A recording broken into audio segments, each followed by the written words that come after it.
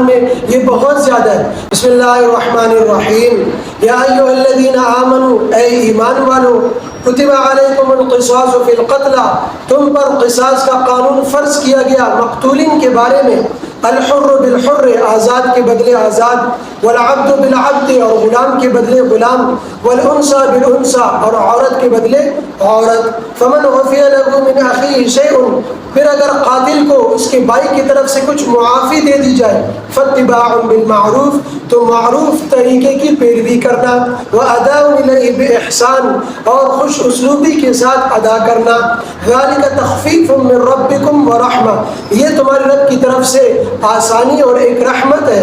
فمن اعتدى بعد ذلك، پھر اگر کوئی شخص اس کے بعد بھی زیادتی کرے، فلہ عذاب علیم، تو اس کے لیے دردناک عذاب ہے۔ وَلَكُمْ فِي الْقِصَاصِ حَيَاةٌ يَا أُولِي الْأَلْبَابِ، اور تمہارے لیے قصاص میں، جان کے بدلے جان لینے میں زندگی ہے، اے عقل مندو، لَعَلَّكُمْ تَتَّقُونَ، تاکہ تم بچ جاؤ، قتل سے بچ جاؤ۔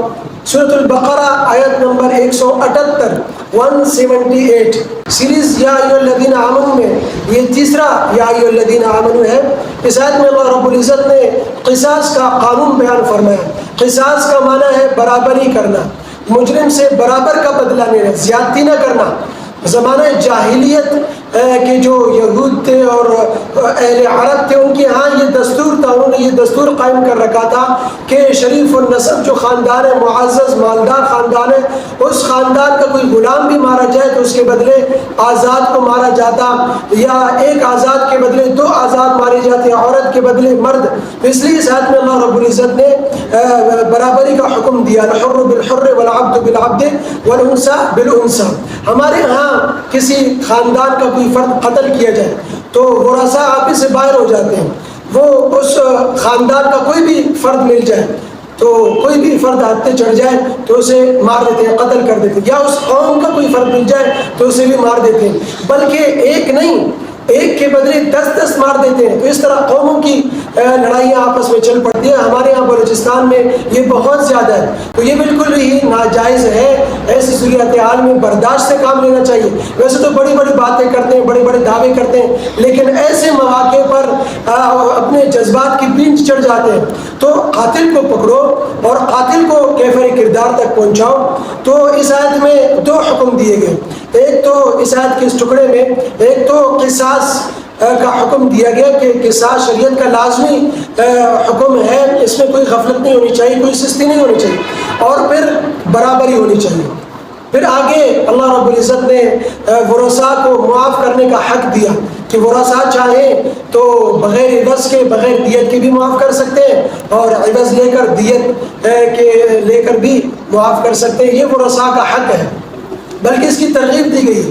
یہ جو بھائی کہا گیا ہے کہ بھائی کی طرف سے کچھ معافی لے لی جائے، تو یہ رحم کی اپیل کی گئی۔ مسلمان آپس میں بھائی ہیں اور بھائی پر مہربان ہوتا ہے، تو لہٰذا درگزر سے کام لینا چاہیے، چونکہ قصاص یہ حد نہیں ہے۔ حد یہ وہ سزائیں ہوتی ہیں جو قرآن حدیث یا اجماع سے ثابت ہوتی ہیں، اور اگر یہ ثابت ہو جائے تو ان کو معاف نہیں کیا جا سکتا، چونکہ یہ حق اللہ کے طور پر واجب ہوتی ہیں۔ جیسے زنا ہے، زنا کی توبت ہے، شراب نوشی ہے، چوری ہے، ڈکیتی ہے، اس لیے یہ قصاص یہ حد نہیں ہے، اس لیے معاف کرنے کا ورثاء کو حق دیا گیا۔ تو اگر عوض کے بدلے ورثاء معاف کرتے ہیں تو پھر مطالبہ یہ معروف طریقے پر قاتل سے کریں کہ قاتل پر زیادہ بوجھ نہ بنے، اور پھر قاتل کو بھی چاہیے کہ خوش اسلوبی کے ساتھ ان کو وہ عوض، وہ دیت ادا کرے، ٹال مٹول سے کام نہ لیں۔ اور پھر آگے فرمایا وَلَكُمْ فِي الْقِصَاصِ حَيَاةٌ يَا أُولِي الْأَلْبَابِ، عقل مندوں تھوڑا سوچو، یہ جو قصاص کا قانون فرض کیا گیا اس میں تمہارے لیے زندگی ہے۔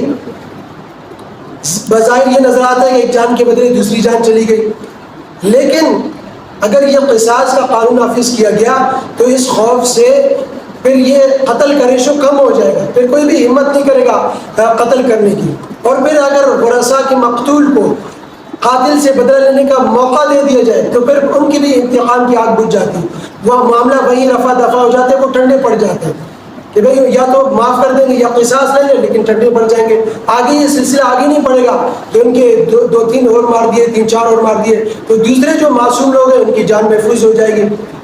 لیکن اگر یہ ایسا نہیں ہوگا پھر یہ سلسلہ چلتا رہے گا۔ تو اس لیے اب آپ اندازہ لگائیں جہاں اسلامی ممالک میں قصاص کا قانون نافذ ہے وہاں آپ دیکھ لیں کہ قتل کا ریشو کتنا ہے، اور جہاں یہ قانون نہیں ہے وہاں قتل کا ریشو دیکھ لیں تو خود اندازہ ہو جائے گا. لعلکم تتقون، تاکہ تم بچ جاؤ، یعنی مزید قتل سے بچ جاؤ. اس لیے یہ قصاص کا قانون ہے، اس میں یہ حکمت ہے.